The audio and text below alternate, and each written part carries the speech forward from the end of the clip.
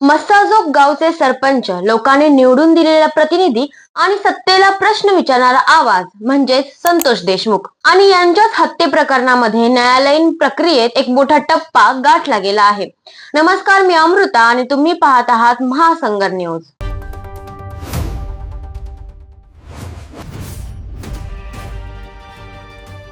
बीड जिल्ह्यातील विशेष मकोका न्यायालयाने संतोष देशमुख अपहरण आणि हत्या प्रकरणामध्ये आता आरोप निश्चित केले आहेत. या प्रकरणातील मुख्य आरोपी वाल्मिक कराड याच्यासह इतर सह आरोपींवर आता औपचारिकरित्या गंभीर गुन्ह्यांचे आरोप ठेवण्यात आले आहेत.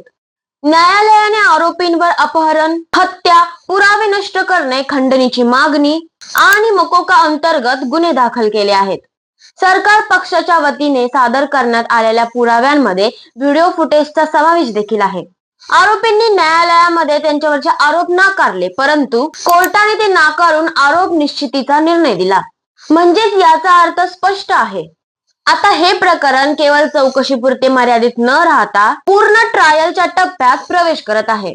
या सुनावणी दरम्यान कोर्टात काही क्षण तणावाचे देखील होते. आरोपींच्या नावाचा उच्चार सुरू असताना एक आरोपी सुदर्शन घुले चक्कर येऊन कोर्टात खाली पडल्याची बातमी देखील पुढे आली. न्यायालयाने या प्रकरणाची पुढील सुनवाई 8 जानेवारी 2026 रोजी ठेवली आहे. आता आरोप निश्चित झाले असून संतोष देशमुख यांना न्याय मिळणार का, असे प्रश्न सोशल मीडियावरती विचारले जात आहेत. तुम्हाला या प्रकरणाबद्दल काय वाटतं, कमेंट्स मध्ये जरूर कळवा.